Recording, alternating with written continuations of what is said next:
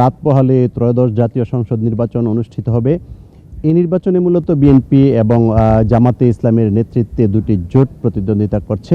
এছাড়া বিভিন্ন ছোটখাটো কয়েকটি দলের প্রার্থী ছাড়াও অসংখ্য স্বতন্ত্র প্রার্থী রয়েছে।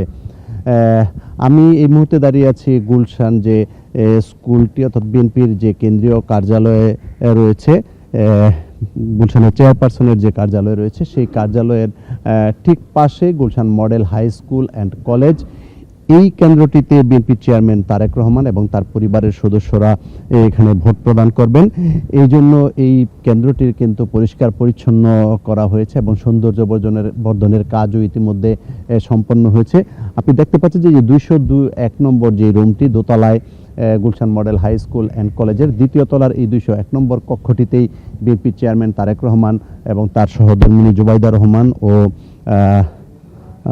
মেয়ে জাইমা রহমান হয়তো এখানে ভোট দেবেন। তবে যদি এরকম হয় যে মহিলাদের জন্য আলাদা বুথ, তাহলে হয়তো জুবাইদা রহমান এবং জাইমা রহমান অন্য কক্ষে ভোট দিতে পারেন। তবে 201 নম্বর কক্ষটিতে তারেক রহমান ভোট দিবে এটি নিশ্চিত করেছেন এই কেন্দ্রের দায়িত্বে যারা রয়েছেন।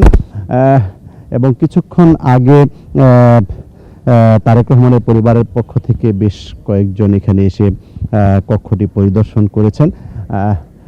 এছাড়া এই স্কুলটিতে দুইটি কেন্দ্র হলেও একটি কেন্দ্রের মালামাল এসে পৌঁছেছে। প্রিজাইডিং এবং সহকারী প্রিজাইডিং অফিসার সহ পুলিশ, আনসার, বিডিপির সদস্যরা এখানে এসে পৌঁছেছেন। আর আরেকটি কেন্দ্রের মালামাল এখনো পৌঁছায়নি, যদিও কয়েকজন কর্মকর্তা এখানে এসে পৌঁছেছেন। মালামাল আসছে, কিছুক্ষণের মধ্যেই হয়তো এই কেন্দ্রের মালামাল চলে আসবে, যেটিতে তারেক রহমান ভোট দেবেন। আমরা যেটুকু জানতে পেরেছি যে সকাল 8টার পরপরই তারেক রহমান এই কেন্দ্রে ভোট প্রদান করবেন এবং ভোট প্রদান করার পর তিনি বিভিন্ন কেন্দ্র পরিদর্শন করতে যাবেন। যেহেতু বিএনপি চেয়ারম্যান তারেক রহমান এই কেন্দ্রে ভোট দিয়ে দেবেন, সেজন্য এখানে যাতে সার্বিক নিরাপত্তা ব্যবস্থা জোরদার করা যায় সেজন্য বিভিন্ন উদ্যোগ নেওয়া হয়েছে।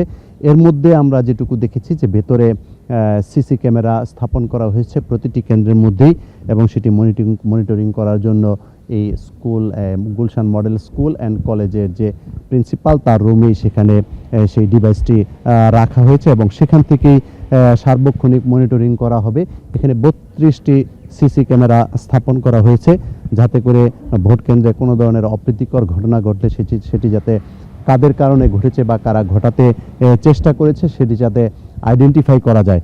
তবে সব মিলিয়ে এখানে যারা দায়িত্বে রয়েছেন তাদের সঙ্গে কথা বলার পর তারা যেটি জানিয়েছেন, যেহেতু এখানে তারেক রহমান ভোট প্রদান করবেন এবং গুলশান যেহেতু একটি ডিপ্লোম্যাটিক এলাকা, এখানে নিরাপত্তা ব্যবস্থা জোরদার করার জন্য শুধু পুলিশ, আনসার আর নয়, অন্যান্য স্ট্রাইকিং ফোর্সও থাকবে। তারা তাদেরকে সহযোগিতা করবে যাতে করে সেখানে দায়িত্ব পালন করতে সুবিধা হয়, যাতে এখানে কোনো ধরনের অপ্রীতিকর ঘটনা না ঘটে এবং সুষ্ঠু এবং শান্তিপূর্ণ পরিবেশে যাতে এখানে যারা ভোট দিতে আসবেন, দীর্ঘ 17 বছর যাদের আক্ষেপ ছিল যে পছন্দের প্রার্থীকে নির্বিঘ্নে ভোট দিতে পারেননি, তারা যাতে সুষ্ঠুভাবে ভোট দিয়ে তাদের পছন্দের প্রার্থীকে নির্বাচিত করতে পারেন এবং পছন্দের দলকে নির্বাচিত করে ক্ষমতায় আনতে পারেন, সেটি যাতে নিশ্চিত করা যায়। অর্থাৎ অবাধ, সুষ্ঠু ও নিরপেক্ষ নির্বাচনের যে প্রতিশ্রুতি অন্তর্বর্তীকালীন সরকারের, সেই নির্বাচন অনুষ্ঠানের লক্ষ্যে তারা সব ধরনের পদক্ষেপ নেবেন। আমরা এই গুলশান মডেল স্কুল অ্যান্ড কলেজের পাশে যে আরেকটি কেন্দ্র রয়েছে, এই স্কুলেই আরেকটি কেন্দ্র রয়েছে, সেই কেন্দ্রের যে প্রিজাইডিং অফিসার তার সঙ্গে আমরা কথা বলেছিলাম।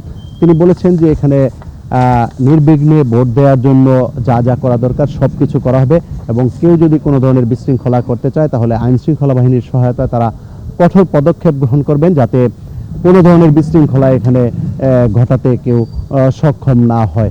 তাবাসসুম, এই ছিল আমার কাছে নির্বাচনী কেন্দ্রের তথ্য।